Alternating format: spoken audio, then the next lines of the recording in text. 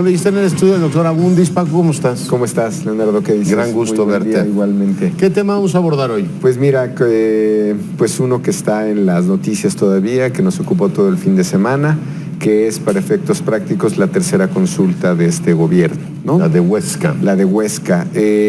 Como siempre, este tipo de consultas tiene los problemas fundamentales. ¿Quién convoca? En este caso, gobernación. ¿Quién participa? 50 y tantos mil personas. Sí, pero lo que voy es 3 estados, ¿no? ¿Cuántos municipios? Los cuestionamientos vienen básicamente en términos de niveles de participación y es interesante porque yo creo que de todas las consultas realizadas, esta es la más cerrada. Recordarás que la primera del aeropuerto fue en grandes números 70-30, ¿no? 71-29. La de la consulta sobre el Tren Maya, sobre las refinerías, ¿no? Porcentajes de 90%. Este es interesante porque te reporta niveles de participación bajos, pero no son los niveles de consenso, no llegó a 60%.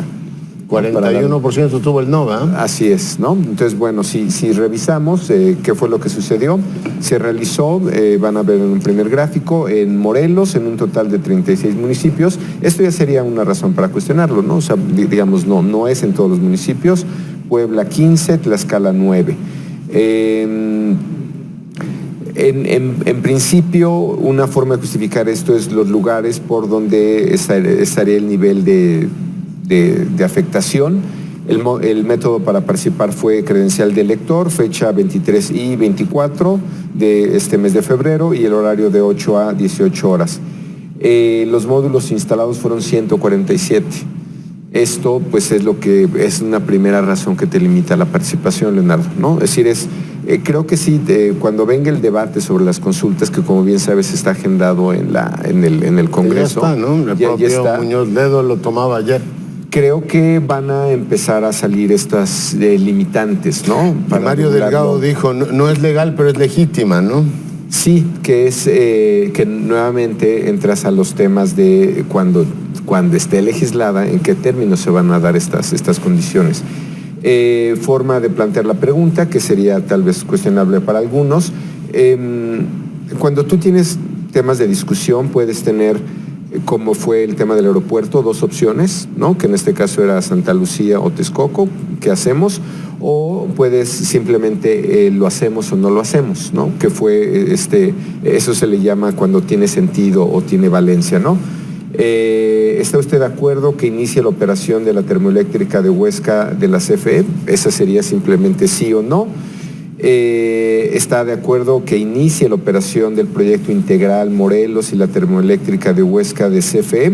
Si ves, la mayor participación se dio en Morelos, fueron 43,000 personas. Que son los directamente interesados. Así es, los más afectados o los más interesados. Luego vendría Puebla, 4,000, Tlaxcala, 4,000, sumó 33,000 en el sí. El total fueron 55,000. Como te decía, esta es una consulta mucho más cerrada de lo que, digamos, comparada con las otras, que eso no necesariamente lo cuestiona, pero sí te diría que, como dices, ¿qué vas a hacer con ese 40? ¿No? Es casi en grandes números 40-60, cuando tienes estos niveles de... Sobre todo que hay un sector que dice que la consulta estuvo viciada y que hubo fraude, ¿no? Hay una gran revisión de la literatura ahora sobre, porque esto es un tema...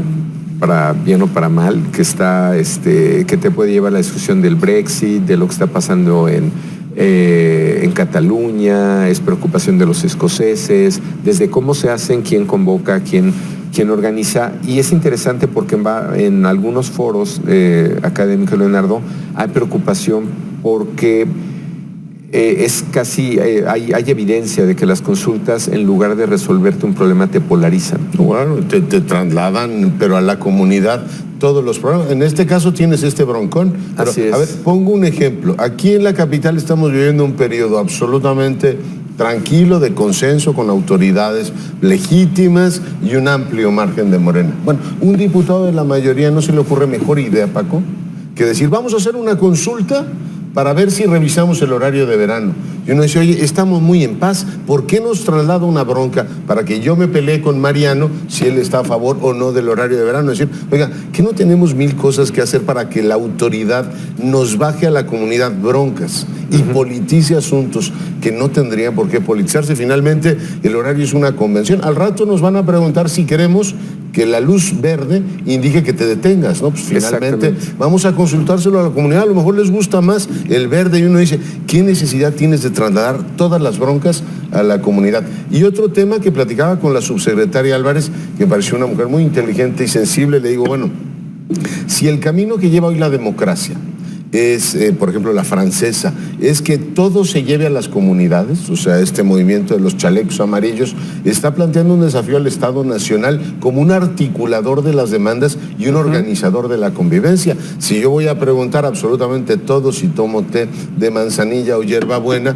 pues lo que va a ocurrir es que traslade a las comunidades un montón de broncas que la autoridad debería estar resolviendo. Exactamente, ese es, digamos, un consenso, y esto sería un buen ejemplo de lo que estás diciendo. Hay mucho consenso que las consultas te genera más problemas y deberá ser tu último recurso. ¿Estás a favor o en contra del horario de verano para que nos peleemos? Y finalmente, cuando esto lo bajas a nivel sociedad... Sigo, no? Nos estamos llevando demasiado bien, doctor.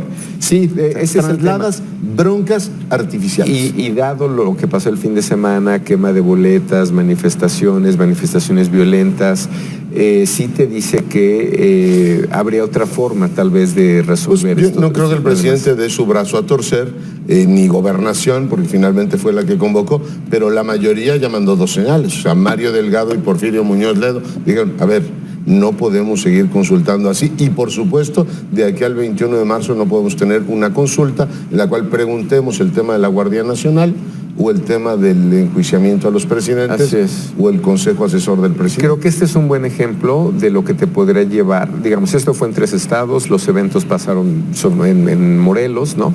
Pero creo que este es un buen ejemplo de los inconvenientes que tiene una consulta. No pasó en la primera, no pasó en la segunda, pero en esta es un buen ejemplo de a lo que te puede llevar eventualmente una consulta en términos sociales.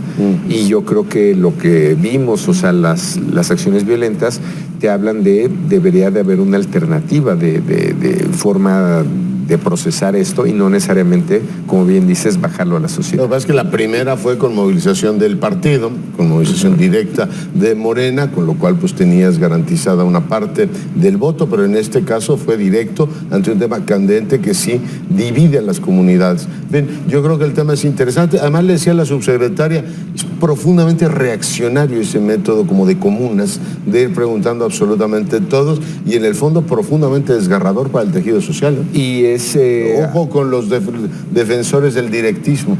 Por eso yo creo que este es un buen ejemplo. El hecho de que 2 hayan salido bien o no haya habido mayor consecuencia, no quiere decir que eventualmente cada uno de estos temas se pueda tener esta reacción. No, es muy interesante el tema. Bueno, y el día de hoy nos dirán cuánto costó. La subsecretaria nos decía que hoy nos van a decir cuánto costó, porque también es eso, ¿no? La discusión es, ¿conviene que se distraiga dinero público en hacer ejercicios divisivos o que no resuelven de fondo el tema que ha pues generado? Obviamente tiene este dramatismo de la muerte de uno de los activistas. Además, que le dio pues una coloración muy diferente lo que al tema. Decía un expresidente francés es que Mitterrand, que lo más grave de las consultas es que nunca terminan siendo sobre el tema que se está consultando. Eso es un gran punto. Acaban siendo de cualquier otra cosa. Mitterrand vía Bundis, me voy a apropiar de la cita. No, pero es verdad, sí deberían echarle un vistazo a la política comparada, porque una cosa es defender en abstracto. Vamos a consultar al pueblo, ¿qué puede haber mejor que eso? Bueno, pues puede haber efectivamente muchas divisiones y muchos peros. En todo caso, hay que ver cuándo y cómo se le pregunta a la gente, ¿no? Que será motivo de la revisión que harán de las consultas nacionales, que dicho de paso están perfectamente mal reguladas en este país, ¿no? Y recordar que esto es un último recurso.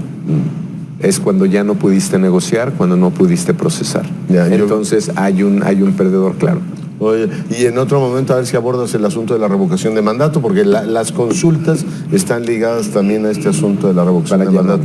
Te quedo, doctor. Un gusto. Un placer tenerte con nosotros. Gracias.